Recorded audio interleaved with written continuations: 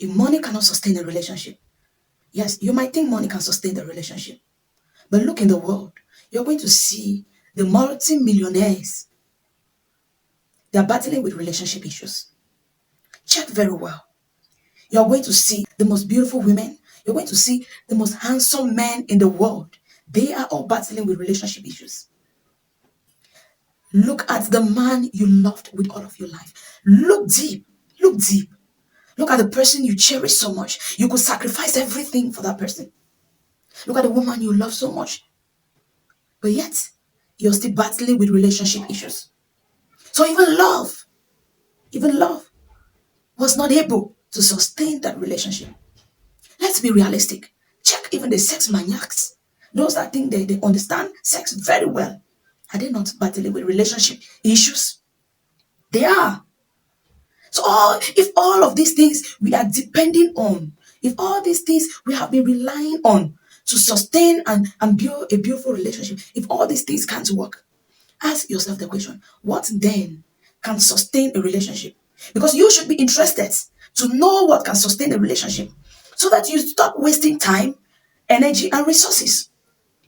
Check so deeply, you realize that each time you get into a relationship, you end up wasting your time in that relationship. You end up wasting resources, wasting money. You end up wasting a whole lot of things in that relationship, only to jump into another relationship because the previous they don't work well. And the cycle keeps reoccurring. You find yourself wasting time from one relationship to another. So I think it is very important you begin to ask yourself this question. What then can sustain a relationship so that you can intentionally go for that thing that can keep a relationship? Now, I have a good news for you. It takes knowledge to sustain a relationship. It takes the spirit to sustain a relationship. The spirit cannot sustain the relationship alone.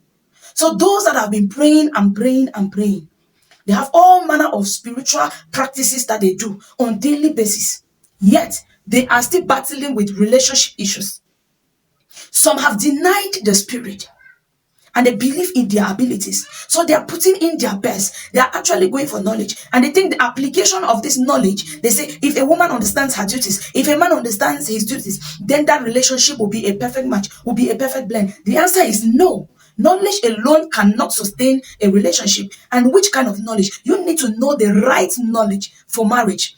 I hear a lot of people say there is no manual for knowledge. No, it's not true. There is a manual for knowledge because the person that instituted marriage could not have instituted marriage without knowing what he wants in that marriage. He couldn't have instituted marriage and allow it vague for anybody to decide what to do in that marriage. Or he couldn't have instituted marriage and allow it plain for you to gamble with it and see if it works well. Before you are expecting the things you are craving for in that relationship, it takes the spirit to back up that relationship. It takes the spirit to sustain that relationship together with knowledge. So if you're only after the spirit, believing God for a spiritual miracle, believing God for a spiritual intervention, my dear, you will never have the result. Until you carry that spirit, then attach it with knowledge. And how do you get this knowledge? You are actually training your brain. Because God does not relate with man on the basis of your emotions. It doesn't matter how you're feeling. God does not relate with you on the basis of your emotions.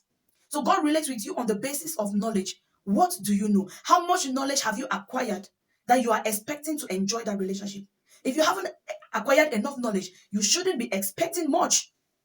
You shouldn't be expecting too much from that relationship. You shouldn't be expecting to enjoy a relationship you know nothing about. Or do you think somebody can expect to be a professional without being trained in that field? The answer is no.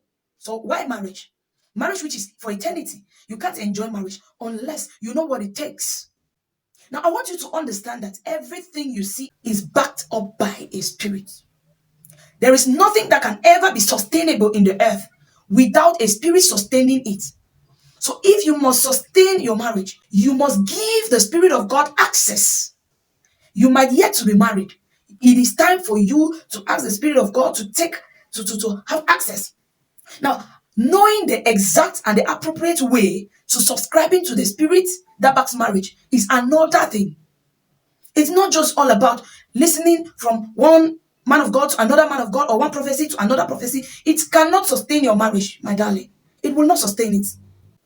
So I want you to know that you need that spirit, you need the knowledge of God. And what you get on social media are just patches of information. So if you are not subscribed to a teacher, a physical teacher that can train your brain to excel in your marriage, you will get into that marriage with your emotions. And you know very well, your emotions are unstable. That fluctuating emotions, I believe, is not what you're depending on. I believe you're not depending on those unstable emotions to build that relationship. You're not expecting that those emotions have the capability to establish your marriage or to sustain your marriage. So if you're not having a teacher in your life, maybe you think marriage is a minimal subject in life that you're not supposed to spend money to acquire knowledge on. But you lie to yourself because you spend money and you spend time to acquire knowledge in every field in life because you want to succeed in those fields. So if you are interested to succeed in marriage, make up your mind to spend money and to spend time to subscribe to someone that can drill you, that can teach you, that can mentor you, and that can counsel you in succeeding and in excelling in that marriage. So never you think because you have money, isn't it isn't it isn't it frustrating that you make all the money in the world, you become so successful, you've acquired lands, houses, you're into real estate, you have all the money in the world and you're able to acquire everything you desire for yourself in this life, but yet you're living a miserable life because you made a wrong choice of a partner. And making that wrong choice is because you lacked the adequate knowledge that could drill you into making the right choice, into taking the right decisions, into acting right in that marriage.